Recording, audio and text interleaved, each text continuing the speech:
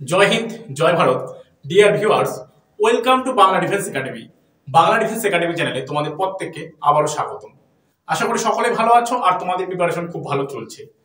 দেখো, আজকেও আমরা হিস্ট্রির একটি নতুন চ্যাপ্টার নিয়ে আলোচনা করব। আজকে আমরা সেটা কি, তোমরা হয়তো থাম্বনেলে অবশ্যই দেখতে পেয়েছো যে আজকে যে বিষয়টি সেটা হচ্ছে কি আমাদের মোগল যুগ বা মোগল সাম্রাজ্য তোমরা বলতে পারো, যেটা কিনা 1526 থেকে 1857 খ্রিস্টাব্দ পর্যন্ত কিন্তু এই মোগল সাম্রাজ্য ছিল আর কি ভারতের মধ্যে। তো দেখো 1526 যেটা বললাম কি 1526 খ্রিস্টাব্দে আমাদের পানিপথের প্রথম যুদ্ধ হয় এবং লোদি বংশের রাজা ইব্রাহিম লোদিকে সিংহাসনচ্যুত করে আমরা যদি বলি পানিপথের প্রথম যুদ্ধে বাবর দিল্লির গদিতে গিয়ে বসেন। এই হচ্ছে বাবর, যে কিনা 1526 খ্রিস্টাব্দে ইব্রাহিম লোদিকে পরাজিত করে, যুদ্ধের মাধ্যমে পরাজিত করে সে দিল্লি সিংহাসনে বা দিল্লি মসনদে গিয়ে তিনি বসেন। তো দেখো, আজকের এই যে মোগল সাম্রাজ্য সেটা তোমাদের বিস্তারিতভাবে পড়াচ্ছি, কারণ এই মোগল সাম্রাজ্য থেকে কিন্তু পরীক্ষা তোমাদের দিয়েই দেয়। তো বেশি কথা না বাড়িয়ে আজকে আমি তোমাদের এই মোগল সাম্রাজ্য, এই যে মোগল স্থাপত্যগুলো তোমরা দেখতে পাচ্ছ, তো মোগল সাম্রাজ্য সম্পর্কে আজকে আমি বিস্তারিতভাবে তোমাদের ক্লাসে পড়াবো। আর তোমরা যদি ক্লাসে আমার কেউ নতুন হয়ে থাকো, অবশ্যই চ্যানেলটিকে সাবস্ক্রাইব করে পাশে থাকা বেল আইকনটি প্রেস করে দেবে। তো চলো শুরু করি আজকের ক্লাস। দেখো, ক্লাস শুরু হওয়ার আগে আমি এই যে বাংলা ডিফেন্স যে আমাদের চ্যানেল রয়েছে সেখানে সপ্তাহে দেখো প্রত্যেক দিনে কিন্তু আমাদের ক্লাস হয়। এই ক্লাস রুটিনটা তোমরা দেখতে পাচ্ছ। রবিবার, সোমবার, মঙ্গলবার, বুধবার, বৃহস্পতিবার, শুক্রবার এবং শনিবার সপ্তাহের প্রত্যেক দিনেই আমাদের এই বাংলা ডিফেন্স একাডেমি চ্যানেলে ক্লাস হয়। তো তোমরা সেই ক্লাস রুটিনটি যদি তোমাদের কারোর অজানা থাকে তাহলে তোমরা সেটা স্ক্রিনশট করে নিয়ে রাখতে পারো। চলো আজকের ক্লাসটি শুরু করা যাক বাবর দিয়ে, যেটা 1526 থেকে 1530 খ্রিস্টাব্দ পর্যন্ত কিন্তু দিল্লির সিংহাসনে ছিলেন। তো দেখো, বাবর শব্দের অর্থ কি? বাঘ। বাবর শব্দের অর্থ কি? বাঘ। আর বাবরের প্রকৃত নাম কি? জাহিরউদ্দিন মোহাম্মদ বাবর। বাবরের পুরো নাম কি?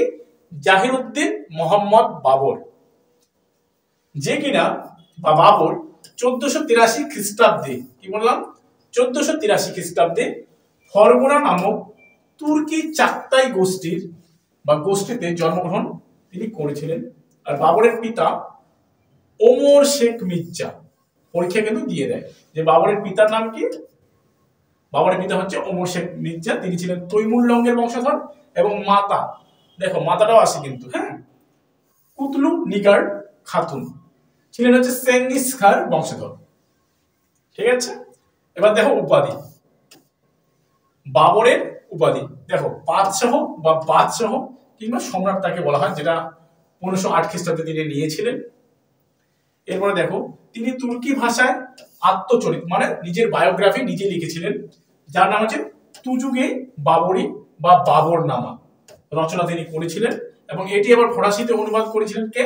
আব্দুল রহিম খানি খান, যে কিনা 1590 খ্রিস্টাব্দে করেছিল। আর বাবর নামা ইংরেজিতে অনুবাদ করেন কে? আরাস্কাইন এবং লেভিন, এরা দুই ব্যক্তি ছিলেন যারা 1826 খ্রিস্টাব্দে এই বাবর নামাকে ইংরেজিতে কিন্তু ট্রান্সলেশন করেছিলেন। বোঝা গেল? চলো নেক্সট দেখো, পানিপথের প্রথম যুদ্ধ। এই পানিপথের চিত্রটা, যুদ্ধের চিত্রটা তোমরা দেখতে পাচ্ছ এখানে। পানিপথের প্রথম যুদ্ধ হয়েছিল। দেখো, পানিপথের প্রথম যুদ্ধ ভীষণ ইম্পর্টেন্ট আমাদের, ঠিক আছে, এসএসসি জিডির জন্য। এসএসসি জিডির জন্য আমাদের এই পানিপথের প্রথম যুদ্ধ ভীষণ ইম্পর্টেন্ট কিন্তু। দেখো 1526 খ্রিস্টাব্দের 21শে এপ্রিল এই পানিপথের যুদ্ধ হয়েছিল। বাবর, দেখো বাবর এই যুদ্ধে ভারতের মাটিতে প্রথম কামানের ব্যবহার করেছিল কিন্তু। কিসের ব্যবহার করেছিল? কামানের ব্যবহার করেছিল, ঠিক আছে। এছাড়াও বাবর রুমি কৌশল অবলম্বন করেছিল। আর বাবর পর্তুগিজদের কাছ থেকে এই রুমি কৌশল কিন্তু শিখেছিল। তো দেখো, বাবর আর ইব্রাহিম লোদির মধ্যে পানিপথের প্রথম যুদ্ধ হয়, যেটা 1526 খ্রিস্টাব্দে 26শে কি এপ্রিল মাসে হয়েছিল, তাই না? সরি, 21শে এপ্রিল তারিখে হয়েছিল, যেটা পানিপথের প্রথম যুদ্ধ হয়েছিল। এই পানিপথের প্রথম যুদ্ধে বাবর মাত্র 10,000 সৈন্য নিয়ে কিন্তু ভারতের মাটিতে প্রবেশ করেছিল এবং ইব্রাহিম লোদির 1,00,000 সেনা ছিল। যদিও 1,00,000 সেনা ছিল, ইব্রাহিম লোদি কিন্তু বাবরের কাছে তবু পরাজিত হয়, কারণ বাবর এই মাটিতে মানে ভারতের মাটিতে প্রথম তিনি কামানের ব্যবহার করেছিলেন এবং রুমি কৌশল কিন্তু তিনি অবলম্বন করেছিলেন, যেটা পর্তুগিজদের কাছ থেকে তিনি শিখেছিলেন, যার ফলে ইব্রাহিম লোদি কিন্তু যুদ্ধের মধ্যে পরাস্ত হয়েছিল, তাই না? এরপরে দেখো 1526 খ্রিস্টাব্দে, যেটা ইম্পর্টেন্ট রয়েছে, 1526 হলো আমাদের পানিপথের, 1527 খ্রিস্টাব্দে হচ্ছে আমাদের 16ই মার্চ হচ্ছে খানুয়ার যুদ্ধ। দেখো বাবর এবং প্রতিপক্ষ কে ছিল? শত্রুপক্ষ মেবারের রানা সঙ্গ বা সংগ্রাম সিংহ ছিল, এবং এই মেবারের রানা সঙ্গ এই যুদ্ধে কিন্তু পরাজিত হয়, বাবর জয়লাভ করেছিল। এরপরে দেখো চান্দরের যুদ্ধ, যেটা 1528 খ্রিস্টাব্দে বাবর এবং প্রতিপক্ষ মেদিনী রায় ছিল। বাবর এই যুদ্ধকে হলি ওয়ার বা জিহাদ বলে কিন্তু বর্ণনা করেছিল।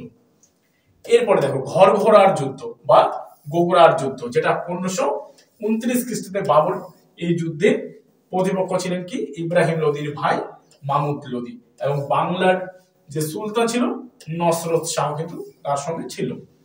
ঠিক আছে, দেখো বাবর 1530 খ্রিস্টাব্দে আগ্রায় মারা যান এবং তার যে সমাধি সেটা কাবুলের আরামবাগে কিন্তু করা হয়, সমাধি বা সমাধিস্থ তাকে করা হয়।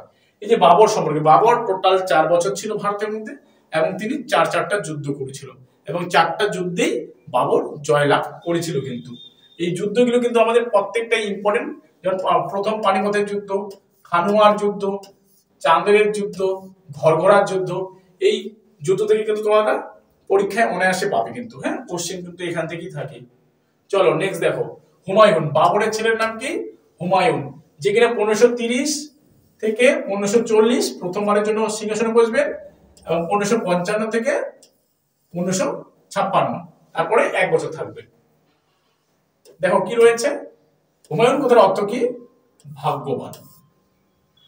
এবার দেখো চৌসার যুদ্ধ, যেটা 1539 সালের 27শে জুন হুমায়ুনের প্রতিপক্ষ শের শাহের কাছে পরাজিত হন। এরপরে দেখো কনৌজের যুদ্ধ বা বীরগ্রামের যুদ্ধ, যেটা 1540 সালে 17ই জুন হুমায়ুন এবং এই যুদ্ধে সম্পূর্ণভাবে শের শাহের কাছে কিন্তু পরাজিত হয়েছিলেন এবং কোথায় পালিয়ে গেছেন? পারস্যে কিন্তু পালিয়ে গেছিলেন। দেখো 1540 থেকে 1555 সাল পর্যন্ত কিন্তু তিনি ছিলেন। এবার দেখো প্রথমে হুমায়ুন 1530 থেকে 1540 সাল পর্যন্ত কিন্তু 10 বছর রাজত্ব করলেন। ঠিক আছে, এবার রাজত্ব করার পরে কে আসেন? শের শাহ সুরি আসেন। শের শাহ সুরি কিন্তু সিংহাসনে বসেছিলেন। শের শাহ সুরি 1540 থেকে 45 পর্যন্ত সিংহাসনে বসবেন এবং তার পরবর্তীকালে তার উত্তরসূরিরা সিংহাসনে বসবেন। বোঝা গেল? এবার দেখো কনৌজের চৌসার যুদ্ধে প্রথমে তিনি পরাজিত হবেন শের শাহের কাছে, যার আসল নাম হচ্ছে ফরিদ খান। তারপরে দেখবো আমরা কনৌজের যুদ্ধ বা বীরগ্রামের যুদ্ধে চূড়ান্ত ভাবে তিনি পরাজিত হবেন, মানে হুমায়ুন পরাজিত হবেন শের শাহের কাছে এবং কোথায় পালিয়ে যাবেন? পারস্যে কিন্তু পালিয়ে যাবেন। বুঝে গেল? এরপরে দেখো হুমায়ুনের ভগ্নী গুলবদন বেগম হুমায়ুনের জীবনী হুমায়ুন নামা কিন্তু রচনা করেছিলেন। নেক্সট দেখো হুমায়ুন 1556 সালের 24শে জানুয়ারি নিজের গ্রন্থাগারের সিঁড়ি থেকে পড়ে গিয়ে কিন্তু আবার মারা যায়। তিনি 55তে আসলেন, ঠিক আছে, আবার 56তে তিনি সিঁড়ি থেকে পড়ে গিয়ে মানে গ্রন্থাগারের সিঁড়ি থেকে পড়ে গিয়ে তিনি মৃত্যুবরণ করলেন। বোঝা গেল? চলো নেক্সট হচ্ছে আমাদের শের শাহ বা সুর সাম্রাজ্য। শের শাহ সুরি যে সাম্রাজ্যটা প্রতিষ্ঠিত করবে তার নাম হচ্ছে সুর সাম্রাজ্য, যেটা হচ্ছে 1540 থেকে 1555 সাল পর্যন্ত কিন্তু টিকবে। এটা তোমরা চিত্রের মাধ্যমে শের শাহ সুরিকে দেখতে পাচ্ছ।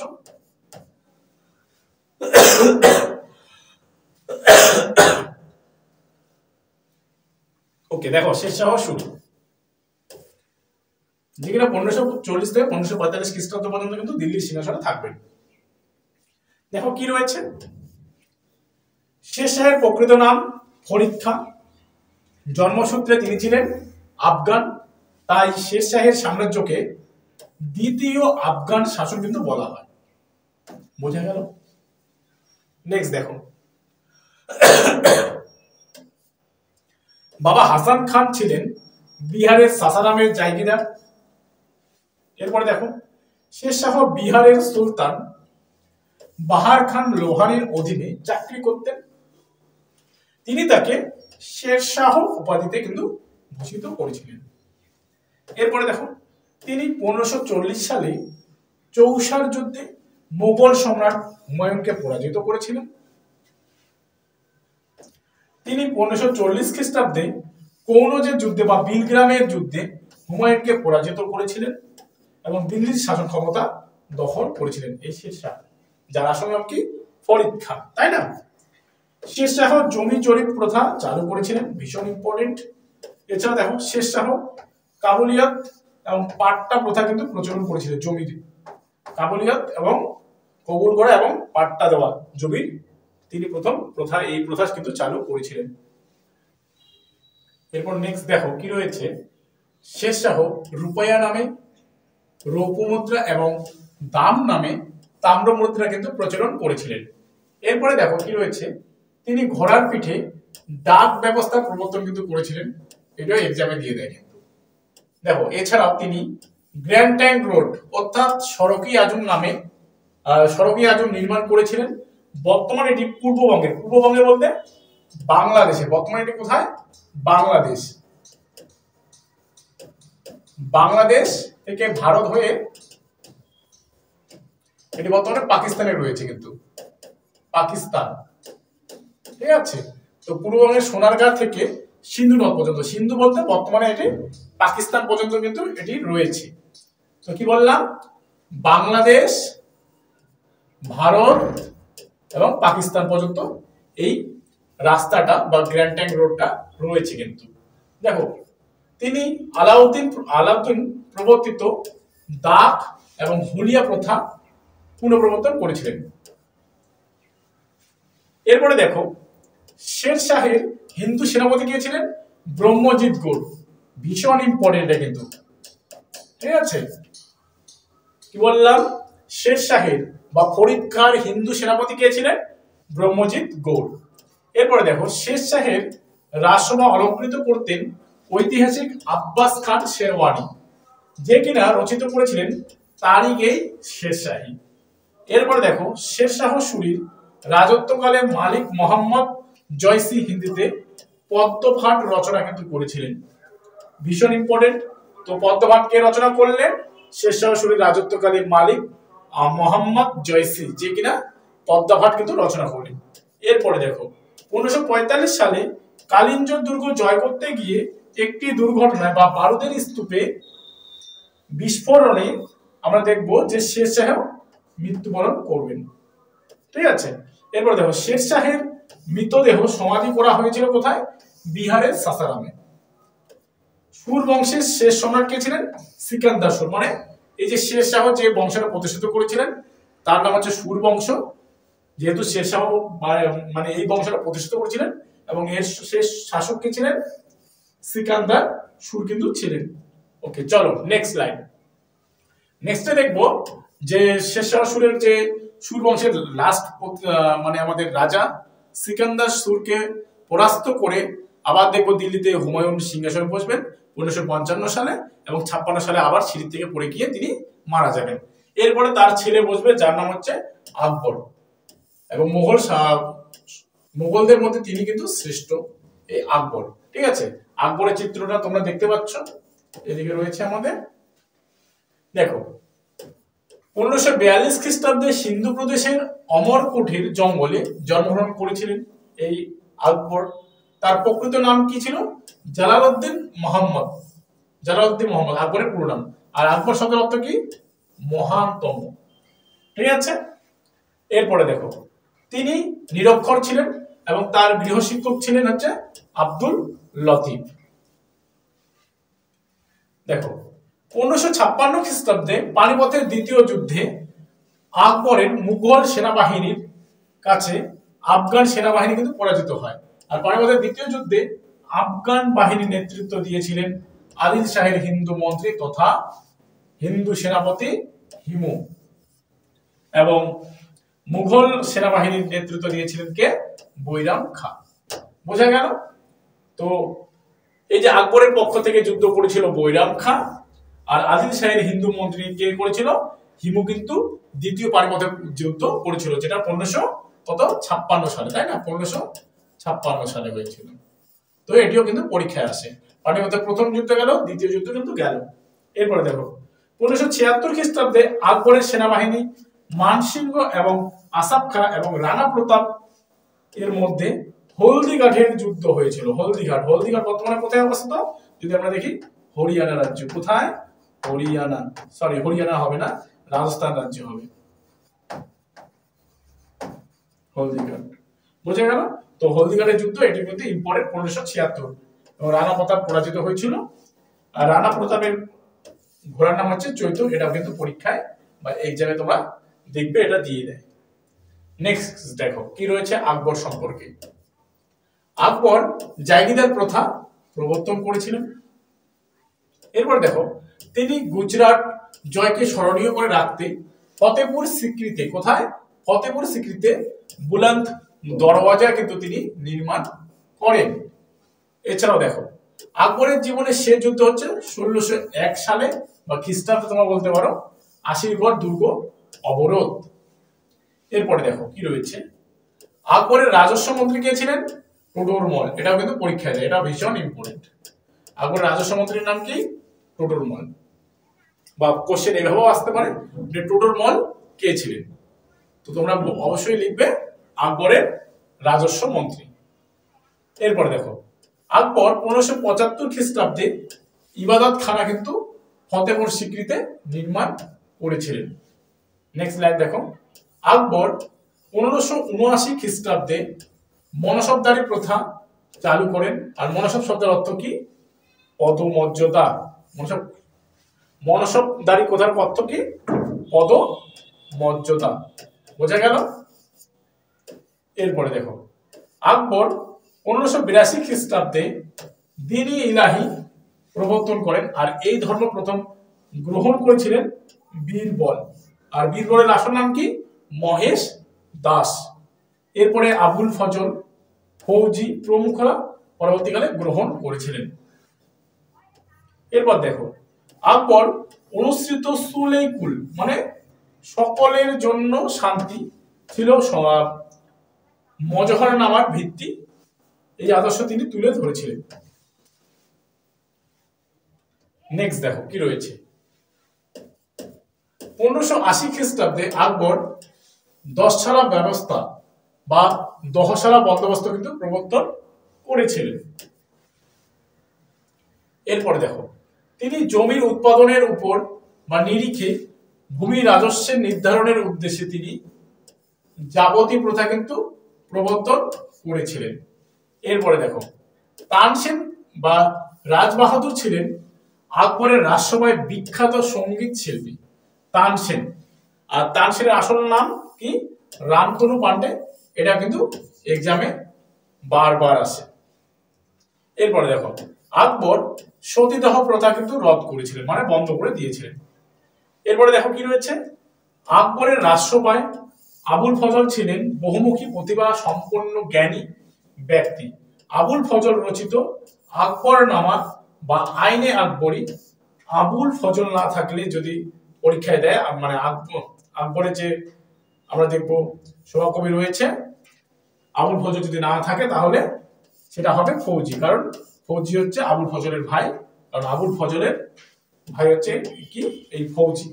ঠিক আছে, কারণ ফৌজি কিন্তু পরবর্তীকালে এই আইনে আকবরী বা আকবর নামাটা কিন্তু সম্পূর্ণভাবে রচনা করেছিলেন, কারণ তার আগেই আমরা দেখবো আবুল ফজল মারা যাবে। ঠিক আছে, এবার দেখো আকবরের নির্দেশে কথাশরীর সাগর, রামায়ণ মহাভারত, অথর্ববেদ, হরিবংশম প্রভৃতি বহু সংস্কৃত গ্রন্থ হচ্ছে ফরাসি ভাষায় অনুদিত হয়েছিল। তাই আকবরের সময়কালকে আমরা কি বলতে পারি?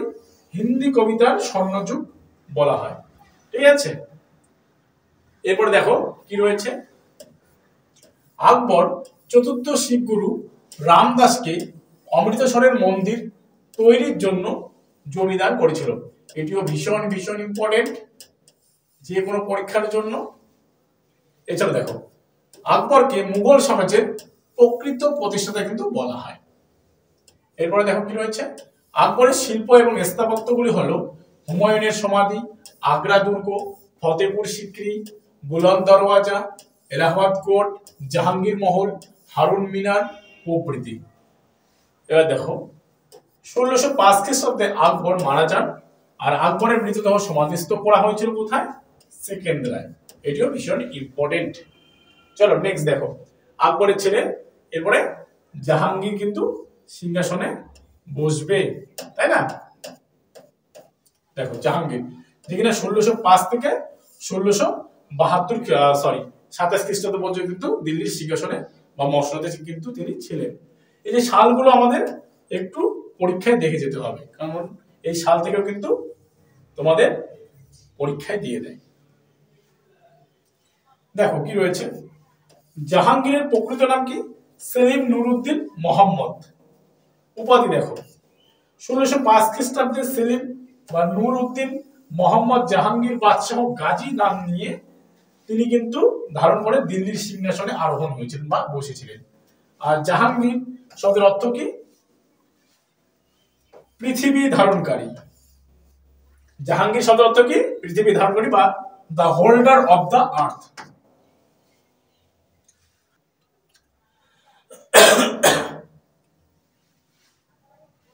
ওকে নেক্সট দেখো কি রয়েছে, জাহাঙ্গীর 1612 খ্রিস্টাব্দে বাংলার 12 ভূঁইয়াদের পরাজিত করেছিলেন। এই যুদ্ধে মুঘল সেনাপতি কে ছিলেন? ইসলাম খাঁ। আর তিনি 12 ভূঁইয়াদের অন্যতম নেতা মুসা খাঁ এবং প্রতাপাদিত্যকে পরাজিত করেছিলেন। এরপরে দেখো, জাহাঙ্গীর দিল্লিতে মেহের-উন-নিসার সঙ্গে বিবাহ করেন এবং বিবাহের পর তার নাম হয়ে যায় নূরজাহান, যাকে বলা হয় light off the world, Nurjahan. এরপরে দেখো, নূরজাহান একমাত্র মুঘল মহিলা যার প্রতিকৃতি মুঘল মুদ্রায় কিন্তু পাওয়া যায়। এরপরে দেখো, 1606 খ্রিস্টাব্দে জাহাঙ্গীরের পুত্র খসরু জাহাঙ্গীরের বিরুদ্ধে বিদ্রোহ ঘোষণা করলে পঞ্চম শিখ গুরু অর্জুন সিং খসরুকে আশ্রয় দেওয়ার কারণে জাহাঙ্গীর তাকে মৃত্যুদণ্ড কিন্তু দিয়েছিলেন। বোঝা গেল? এরপরে দেখো, 1608 খ্রিস্টাব্দে ক্যাপ্টেন হকিন্স ইংল্যান্ডের রাজা প্রথম জেমসের দূত হিসেবে কিন্তু জাহাঙ্গীরের দরবারে এসেছিলেন। আর জাহাঙ্গীর হকিন্সকে ইংলিশ খান উপাধি কিন্তু দিয়েছিলেন। এরপরে দেখো, জাহাঙ্গীরের আত্মজীবনীর নাম কি? তুজুকি জাহাঙ্গীর। এটি তুর্কি এবং ফরাসি ভাষায় লেখা হয়েছিল। দেখো, মুঘল যে রাজারা আছে তাদের মধ্যে দুজনেই তাদের নিজের জীবনী বা নিজের বায়োগ্রাফি নিজেরাই কিন্তু লিখেছিলেন। এক হচ্ছে বাবর, তুজুকি বাবরি, আর হচ্ছে জাহাঙ্গীর, তুজুকি জাহাঙ্গীরি। বোঝা গেল? তো দুইজনই হচ্ছে নিজের জীবনী নিজে লিখেছেন এবং বাকিদের অন্যরা লিখেছেন। নেক্সট দেখো কি রয়েছে, জাহাঙ্গীরের শিক্ষক কে ছিলেন? আব্দুল রহিম খানে খানান। বোঝা গেল? এবার দেখো, তিনি ইংরেজ ইস্ট ইন্ডিয়া কোম্পানিকে 1612 কিংবা 1613 খ্রিস্টাব্দে সুরাটে বাণিজ্য কুঠি নির্মাণের অনুমতি দিয়েছিলেন। এই সুরাটটা কোথায়? সুরাট হচ্ছে আমাদের গুজরাট। কোথায় রয়েছে? গুজরাটে। সুরাটটা কোথায় অবস্থিত? এই গুজরাটে কিন্তু অবস্থিত। বোঝা গেল? এরপরে দেখো, তিনি ষষ্ঠ শিখ গুরু হরকিষানকে হত্যা করেছিলেন। ভীষণ ইম্পর্টেন্ট, এটা পরীক্ষায় দিয়ে দেয়। তিনি ন্যায় শৃঙ্খল প্রবর্তন করেছিলেন। নেক্সট, জাহাঙ্গীরের রাজত্বকালে ভারতের তামাক চাষের প্রচলন শুরু হয়, আর পর্তুগিজদের থেকে ভারতবাসীরা তামাক চাষ কিন্তু শিখেছিল। বোঝা গেল? নেক্সট দেখো, জাহাঙ্গীর 12 কানুন নামে নতুন 12টি আইন কিন্তু জারি করেছিলেন। এরপরে দেখো, তিনি জাকাত নামক অতিরিক্ত কর কিন্তু রদ করেছিলেন। এরপর দেখো, ভিনসেন্ট স্মিথ নূরজাহানকে সিংহাসনের পশ্চাতের শক্তি বা পাওয়ার বিহাইন্ড দ্য থ্রোন কিন্তু বলেছেন। এরপরে দেখো তিনি 1627 খ্রিস্টাব্দে মারা যান এবং লাহোরে তাকে সমাধিস্থ কিন্তু করা হয়। লাহোর কোথায় এখন বর্তমানে? লাহোর আমাদের পাকিস্তানে, তাই না? পাকিস্তানের পাঞ্জাব প্রদেশে কিন্তু রয়েছে। কারণ আমরা জানি যে পাকিস্তানে পাঞ্জাব প্রদেশ রয়েছে, আর পূর্ব পাঞ্জাব ভারতে অবস্থিত এবং পশ্চিম পাঞ্জাব পাকিস্তানে কিন্তু অবস্থিত। এরপরে দেখো জাহাঙ্গীরের ছিলেন শাহজাহান, যে কিনা 1628 থেকে 1658 খ্রিস্টাব্দ সিংহাসনে ছিলেন। দেখো শাহজাহানের আসল নাম কি? খুরম, পরীক্ষায় দিয়ে দেয়। সম্রাট জাহাঙ্গীরের ছিলেন 5 পুত্র, যথা খসরু, পারভেজ, খুরম মানে 3 নাম্বার, শাহরিয়ার ও জাহানদার। এরপরে দেখো 1628 খ্রিস্টাব্দে কাসিম খানকে বাংলার সুবার শাসক হিসেবে তিনি নিযুক্ত করেছিলেন এবং 1631 থেকে 32 খ্রিস্টাব্দে বাংলার শাসনকর্তা কাসিম খা হুগলি থেকে প্রায় 10,000 পর্তুগিজদের বিতাড়িত করেছিলেন। নেক্সট দেখো শাহজাহানের রাজত্বকালকে মুঘল আমলের স্বর্ণযুগ বা গোল্ডেন এজ বলা হয়। এরপর দেখো 1632 খ্রিস্টাব্দে শাহজাহানের পত্নীর স্মৃতিতে তাজমহল কিন্তু নির্মাণের কাজ শুরু হয় এবং এটি নির্মাণ কাজ সম্পন্ন করতে সময় লাগে 1653 এবং সময় লাগে প্রায় কত 22 বছর এবং মোট খরচ হয় 3,20,00,000 টাকা। বোঝা গেল? এবং এর প্রধান স্থপতি কে ছিলেন? ওস্তাদ ঈসা, যে কিনা পারস্যের ছিলেন। আর তাজমহলের বাঙালি স্থপতি যদি আমরা দেখি কে বানিয়েছিলেন? বলদেও দাস। বোঝা গেল? ওকে, নেক্সট দেখো কি রয়েছে। শাহজাহানের স্থাপত্য শিল্পের সর্বশ্রেষ্ঠ কৃতি হলো এই তাজমহল, যেটা তোমরা ছবির মধ্যে দেখতে পাচ্ছ। তাজমহল বর্তমানে এটি ওয়ার্ল্ড হেরিটেজ সাইট রূপে 1982 সালে ঘোষণা করা হয় এবং এটি পৃথিবীর 7ম আশ্চর্যের একটি কিন্তু এই তাজমহল। বোঝা গেল? এরপর দেখো স্থাপত্য, তিনি কি কি স্থাপত্য করেছিলেন। দেখো শাহজাহানের আমলে নির্মিত জগৎ বিখ্যাত তাজমহল, মতি মসজিদ, জামা মসজিদ, লালকেল্লা, শালিমার গার্ডেন, লাহোরি ফৌজ, দেওয়ানি খাস প্রভৃতি তিনি স্থাপত্য তৈরি করেছিলেন। এছাড়াও আগ্রা দুর্গের অভ্যন্তরে মানে ভেতরে তিনি খাসমহল, শীষমহল প্রভৃতি শাহজাহানের হচ্ছে স্থাপত্যের হচ্ছে পরিচয় মিলেছিল। ঠিক আছে, এরপরে দেখো ভাস্কর্য। শাহজাহানের ময়ূর সিংহাসনটি তার শিল্প অনুরাগের এক অপূর্ব নিদর্শন। এরপরে দেখো সম্রাট শাহজাহানের মুকুটে বিশ্ববিখ্যাত কোহিনূর হিরে কিন্তু ছিল। এরপরে দেখো পারস্য সম্রাট নাদির শাহ 1739 সালে ভারত আক্রমণ করলে ময়ূর সিংহাসনটি পারস্যে কিন্তু নিয়ে যান। পরে ইংরেজরা পারস্য থেকে ইংল্যান্ডে নিয়ে যান এবং বর্তমানে এটি ইংল্যান্ডের বা লন্ডনের মিউজিয়ামে কিন্তু এটি রয়েছে। বোঝা গেল? এটি বর্তমানে কোথায় রয়েছে? ইংল্যান্ডের কিন্তু বা ইংল্যান্ডের লন্ডনের মিউজিয়ামে রয়েছে। ওকে, নেক্সট দেখো কি রয়েছে। শাহজাহান 1646 সালে মধ্য এশিয়া আক্রমণ করেছিল। এটা কিন্তু পরীক্ষায় দিয়ে দেয় যে কোন মুঘল রাজা প্রথম মধ্য এশিয়া আক্রমণ করেছিল। তাহলে কি হয়ে যাবে? শাহজাহান কিন্তু আমাদের এখানে সঠিক অ্যান্সার হয়ে যাবে। ওকে, নেক্সট দেখো ঔরঙ্গজেব এবং মুরাদের সম্মিলিত বাহিনীর মধ্যে দ্বারা যুদ্ধ হয়, যা ধর্মঘাটের যুদ্ধ নামে পরিচিত। এই যুদ্ধে তারা পরাজিত এবং নিহত হয়। দেখো শাহজাহান যখন অসুস্থ হয়ে পড়েন, তারপর দেখা যায় যে তার ছেলেদের মধ্যে এক ধরনের বিবাদ বা যুদ্ধ বাঁধে, যেটা হচ্ছে ধর্মঘাটের যুদ্ধ। এখানে দেখবো দারা মারা যাবে, কারণ দেখবো আমরা শাহজাহানের 4 পুত্র থাকবে, দারা, সুজা, ঔরঙ্গজেব, মুরাদ। কি বললাম? দারা, সুজা, ঔরঙ্গজেব, মুরাদ, এই 4 জন পুত্র এবং তাদের সিংহাসনে বসা নিয়ে তাদের মধ্যে গৃহযুদ্ধ কিন্তু শুরু হবে এবং শেষ পর্যন্ত আমরা দেখব যে ঔরঙ্গজেব এই যুদ্ধে জয়ী হবে। এবার দেখো 1658 সালে ঔরঙ্গজেবের বিরুদ্ধে অসুস্থ শাহজাহান সামুরগড়ের যুদ্ধে অবতীর্ণ হন। এই যুদ্ধে ঔরঙ্গজেব কিন্তু জয়লাভ করবেন। বোঝা গেল? নেক্সট দেখো 1658 সালের 5ই জুন ঔরঙ্গজেব শাহজাহানকে আগ্রা দুর্গে কারাবন্দী করে রাখেন এবং 22শে জানুয়ারি 1666 সালে শাহজাহান মারা যান। আর শাহজাহানের সমাধি তাজমহলে কিন্তু অবস্থিত। তোমরা যারা বাংলা ডিফেন্স একাডেমি ফলো করছো তাদের জন্য একটি খুশির খবর হচ্ছে কি, এই বাংলা ডিফেন্স একাডেমি চ্যানেলে তোমরা যারা আমাদের অ্যাক্টিভ মেম্বার আছো তাদের জন্য আমরা নিয়ে এসেছি তোমাদের জন্য কি প্রত্যেক সানডে করে, সানডেতে এসএসসি জিডির মক টেস্ট, কি এসএসসি জিডির কিন্তু ফুল মক টেস্ট আমরা নিয়ে এসেছি। ঠিক আছে, ফুল মক টেস্ট হচ্ছে তোমাদের প্রত্যেক রবিবার সকাল 10টা থেকে রাত 10টা লাইভ মক টেস্ট চলছে কিন্তু। ঠিক আছে, কোথায় চলছে? আমাদের ওয়েবসাইট 5 এর পাঠশালা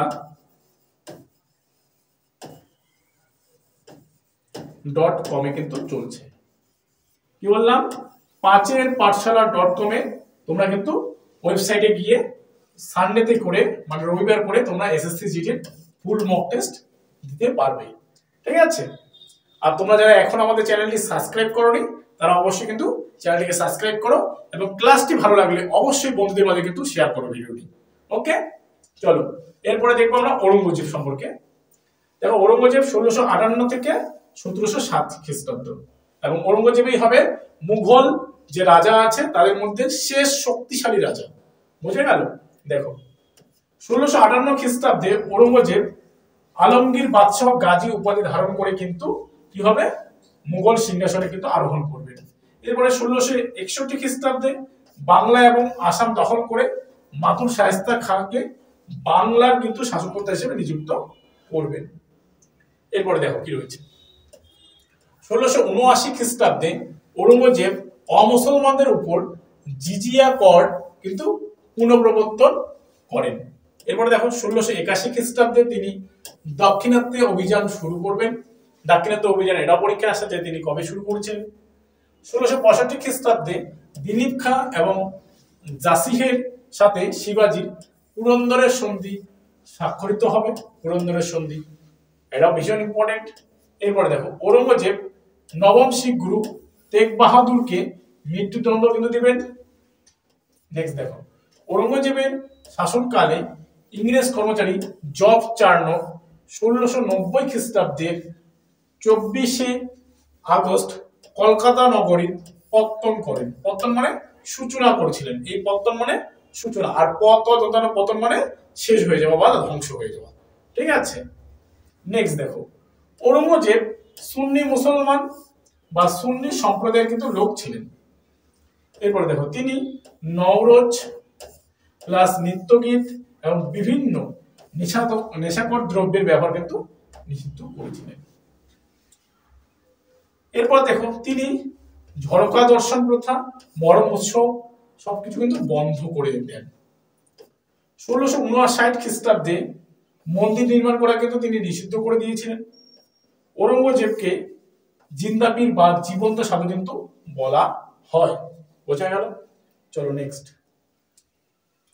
কি রয়েছে। ঔরঙ্গজেবের আমলে মুঘল সাম্রাজ্যের বিস্তৃতি চরম সীমায় কিন্তু পৌঁছেছিল। এরপরে দেখো দাক্ষিণাত্য ক্ষত ছিল ঔরঙ্গজেবের পতনের প্রধান কারণ। 1689 খ্রিস্টাব্দে মারাঠা রাজা শম্ভুজিকে তিনি নৃশংসভাবে হত্যা করেন। ঔরঙ্গজেব ভারতবর্ষকে দারুল ইসলাম অর্থাৎ হচ্ছে মুসলমানের দেশে পরিণত করতে চেয়েছিলেন। ওকে, এবং 1707 খ্রিস্টাব্দে আমরা যদি দেখি 1707 খ্রিস্টাব্দে ঔরঙ্গজেব মারা যাবেন। 1707 খ্রিস্টাব্দে। বোঝা গেল? ওকে, চলো ঔরঙ্গজেব মারা যাওয়ার পর তার যে মুঘল পরবর্তী যে শাসকগুলো রয়েছে যেটা 1757 থেকে 1707 থেকে 1857 খ্রিস্টাব্দ, এটা আমরা দেখবো এখন। দেখো প্রথম বাহাদুর শাহ যেগুলো 1707 থেকে 1712 খ্রিস্টাব্দ পর্যন্ত দিল্লির সিংহাসনে ছিলেন। দেখো তার প্রকৃত নাম কি ছিল? মুয়াজ্জম, কিন্তু তিনি শাহ-ই বেখবর নামে কিন্তু পরিচিত। এরপর দেখো 1707 খ্রিস্টাব্দে জাজুর যুদ্ধে আজমকে পরাজিত করেন এবং শাহকে মুক্তি কিন্তু তিনি দিয়েছিলেন। এরপরে দেখো জাহাঙ্গার শাহ, যে কিনা 1712 থেকে 1713 মাত্র 1 বছর সিংহাসনে ছিলেন। প্রথম কিরানক বা পুতুল সম্রাট কিন্তু তিনি ছিলেন। অভিজাতরা তাকে কিং মেকারে পরিণত হয়, মানে কিং মেকারে পরিণত হয় হচ্ছে অভিজাতরা। ঠিক আছে, এরপর দেখো ফারুকশিয়ার 1713 থেকে 1719 খ্রিস্টাব্দ কি রয়েছে। সৈয়দ ভ্রাতৃত্ব বা ভ্রাতা দ্বারা সিংহাসন তিনি লাভ করেছিলেন। এই ফারুকশিয়ার তিনি শাহিদেই মজলুম নামে কিন্তু পরিচিত ছিলেন। শিখ নেতা বান্দা বাহাদুরকে তিনি বন্দী করেন এবং 1716 খ্রিস্টাব্দে তিনি 19 জুন দিল্লিতে তাকে কিন্তু হত্যা করা হয় এই বান্দাকে। ফারুকশিয়ার অসুস্থ হয়ে পড়লে ইংরেজ উইলিয়াম হ্যামিল্টন তাকে সুস্থ করে তোলেন। এর ফলে ইংরেজরা 1717 সালে দস্তক লাভ করেন এবং ফারুকশিয়ারের কাছ থেকে এই দস্তক কথা নিয়ে পরবর্তীকালে বাংলার যে শাসন বা শাসনকর্তা, ঠিক আছে, তার সঙ্গে কিন্তু যুদ্ধ লাগবে এবং পলাশির যুদ্ধ কিন্তু পরবর্তীকালে শুরু হবে, যেখানে বাংলাকে তারা অধিকার করার বা বাংলাকে তারা রাজত্ব করার সুযোগ পাবেন। এবং পরবর্তীকালে দেখবো আমরা কি হবে, যে বক্সারের যুদ্ধ হবে 1764 খ্রিস্টাব্দে এবং এই যুদ্ধে দেখবো যে মুঘলরা পরাজিত হবে এবং বাংলা, বিহার, উড়িষ্যা তারা 1765 খ্রিস্টাব্দে তারা পেয়ে যাবে। ঠিক আছে, দেখো 1719 খ্রিস্টাব্দে সৈয়দ ভ্রাতৃত্ব তাকে হত্যা করেছিল, মানে ফারুকশিয়ারকে হত্যা করেছিল। এরপর দেখো কি রয়েছে, মোহাম্মদ শাহ, যেখানে 1719 থেকে 1748, তার প্রকৃত নাম কি ছিল, রোশন আক্তার। 1739 খ্রিস্টাব্দে পারস্যের বা ইরানের নাদির শাহ ভারত আক্রমণ করেন এবং কর্নালের যুদ্ধে মুঘল বাহিনীকে পরাজিত করেছিলেন। এরপরে দেখো নাদির শাহ দিল্লি লুণ্ঠন করে ময়ূর সিংহাসন এবং কোহিনূর হিরে পারস্যে কিন্তু নিয়ে যান। তার আমলে মুর্শিদ কুলি খান নেতৃত্বে বাংলা, মানে তার আমলে বলতে এই যে মোহাম্মদ শাহের আমলে, সাদাত খান নেতৃত্বে অযোধ্যা স্বাধীন হয় এবং চিনকিস খানের নেতৃত্বে হায়দ্রাবাদ স্বাধীন হয়। নারী এবং সুরাহার প্রতি আসক্তির জন্য তাকে রঙিলা বাদশাহ কিন্তু বলা হয় এবং তিনি কর্থক, এই যে কর্থক নৃত্যশিল্পী কিন্তু ছিলেন। এগুলো কিন্তু পরীক্ষা আছে যে কোন মুঘল শাসক বা সম্রাট কর্থক নৃত্যকে জানতেন বা করতেন এবং বা কাকে রঙিলা বাদশাহ কিন্তু বলা হয়। এই ধরনের প্রশ্ন কিন্তু তোমাদের আসে। চলো নেক্সট, আহমদ শাহ, যেখানে 48 থেকে 54 সাল পর্যন্ত দিল্লি সিংহাসন ছিলেন। 1749 খ্রিস্টাব্দে আহমদ শাহ আবদালি ভারত আক্রমণ করলে পাঞ্জাব এবং মুলতান সেটা দখল করে ফেলেন এই আহমদ শাহের আমলে। নেক্সট দেখো, দ্বিতীয় আলমগীর, যেখানে 54 থেকে 59 পর্যন্ত সিংহাসনে বসবেন। তার সময় 1757 সালে বাংলার মধ্যে আমাদের দেখবো পলাশির যুদ্ধ হয়। তাদের মধ্যে হয় ইংরেজ ইস্ট ইন্ডিয়া কোম্পানি এবং সিরাজ উদ্দৌলার সঙ্গে এই পলাশির যুদ্ধ হয় এবং পলাশির যুদ্ধে আমরা দেখবো সিরাজ উদ্দৌলা পরাজিত হবেন বা নিহত হবেন। ঠিক আছে, এরপরে দেখো কি রয়েছে, দ্বিতীয় শাহ আলম, যেটা 1759 থেকে 1806 খ্রিস্টাব্দ পর্যন্ত ছিল। তার সময় 1764 খ্রিস্টাব্দে বক্সারের যুদ্ধ সংঘটিত হয়। ঠিক আছে, এই বক্সারের যুদ্ধে আমরা যদি দেখি, মুঘল সম্রাট দ্বিতীয় শাহ আলম, বাংলার শাসক থাকবে এবং অযোধ্যা শাসক, এরা তিনজনে একত্রিত হয়ে ইংরেজদের সঙ্গে যুদ্ধ করবেন। এই বক্সারের যুদ্ধ, এখানে তারা তিনজনে পরাজিত হবেন এবং 1765 খ্রিস্টাব্দে ইংরেজরা বা ইংরেজ east India company Bangla, Bihar, Orissa দেওয়ানি কিন্তু অধিকার পাবে। বোঝা গেল? নেক্সট দেখো, দ্বিতীয় আকবর শাহ, যেখানে 1806 থেকে 1837 খ্রিস্টাব্দ। 1818 খ্রিস্টাব্দে ইংরেজ ইস্ট ইন্ডিয়া কোম্পানি পেশোয়াদ্বন্দ্বের উচ্ছেদ ঘটান এবং বাদশাহর পেনশন বৃদ্ধির জন্য রামমোহন রায়কে রাজা উপাধি প্রদান করে ইংল্যান্ডে কিন্তু পাঠান। এই যে দ্বিতীয় আকবর শাহ, যে কিনা রামমোহন রায়কে এই রাজা উপাধি কিন্তু দিবেন এবং ইংল্যান্ডে তার যে পেনশন সেটা যাতে আরো বৃদ্ধি হয় তার জন্য এই রামমোহন রায়কে তিনি ইংল্যান্ডে পাঠাবেন। ঠিক আছে, এরপরে দেখো দ্বিতীয় বাহাদুর শাহ, যে কিনা 1837 থেকে 1857, এই হচ্ছে আমাদের শেষ মুঘল সম্রাট দ্বিতীয় বাহাদুর শাহ। দেখো 1857 খ্রিস্টাব্দে সিপাহী বিদ্রোহে তিনি অংশগ্রহণ করেছিলেন। সিপাহী বিদ্রোহ বা আমরা বলতে পারি কি সিপাহী বিদ্রোহ, বা এর আরেক নাম হচ্ছে আমরা বলতে পারি 1857 খ্রিস্টাব্দে বিদ্রোহকে মহাবিদ্রোহ। ঠিক আছে, দেখো বিদ্রোহীরা তাকে ভারতের সম্রাট হিসেবে ঘোষণা করেছিলেন। এরপরে দেখো তিনি ভারতের শেষ মুঘল বাদশাহ ছিলেন এবং তিনি জাফর ছদ্মনামে উর্দু কবিতা কিন্তু লিখতেন। এটা কিন্তু ভীষণ ভীষণ ইম্পর্টেন্ট আমাদের। ঠিক আছে, কোন মুঘল সম্রাট বা মুঘল বাদশাহ জাফর ছদ্মনামে উর্দু কবিতা লিখতেন? তো কি হবে আমাদের দ্বিতীয় বাহাদুর শাহ। তাকে হুমায়ুনের কবর থেকে গ্রেপ্তার করা হয়, মানে আমাদের সিপাহী বিদ্রোহ বা মহাবিদ্রোহের সময়, এবং দিল্লির রেড ফোর্টে প্রথমে তাকে রাখা হয়েছিল এবং পরে তাকে বার্মার হচ্ছে রেঙ্গুনে কিন্তু নির্বাসিত করা হয়। বার্মা বলতে এখন বর্তমানে মায়ানমার, বার্মা বলতে মায়ানমার। ঠিক আছে,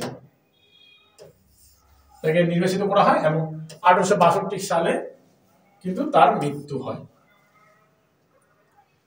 তো এই ছিল আজকে আমাদের মুঘল সাম্রাজ্য সম্পর্কে বিস্তারিত বিবরণ বা বিস্তৃত ভিডিওটি যদি ভালো লাগে অবশ্যই একটি লাইক করে বন্ধুদের মাঝে কিন্তু অবশ্যই শেয়ার করবে।